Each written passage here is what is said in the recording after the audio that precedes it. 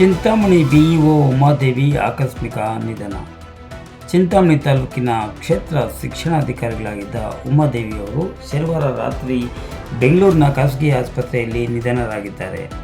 ಶುಕ್ರವಾರ ಅನಾರೋಗ್ಯದ ಹಿನ್ನೆಲೆಯಲ್ಲಿ ಬೆಂಗಳೂರಿನ ಖಾಸಗಿ ಆಸ್ಪತ್ರೆಗೆ ದಾಖಲಾಗಿದ್ದ ಇವರು 54 ವರ್ಷದ ಉಮಾದೇವಿಯವರು ಶ್ರೀನಿವಾಸಪುರ ಕ್ಷೇತ್ರ ಶಿಕ್ಷಣಾಧಿಕಾರಿಗಳಾಗಿ ಸೇವೆ ಸಲ್ಲಿಸಿದ್ದರು. ಇವರ ಆಕಸ್ಮಿಕ ನಿಧನಕ್ಕೆ ರಾಜ್ಯ ಸರ್ಕಾರಿ ನೌಕರರ ಸಂಘದ ಚಿಂತಾಮಣಿ ತಾಲೂಕು ಘಟಕದ ಅಧ್ಯಕ್ಷ ಆರ್ ಅಶೋಕ್ ಕುಮಾರ್ ಸೇರಿದಂತೆ ಹಲವರು ತೀವ್ರ ಸಂತಾಪ ಸೂಚಿಸಿದ್ದಾರೆ.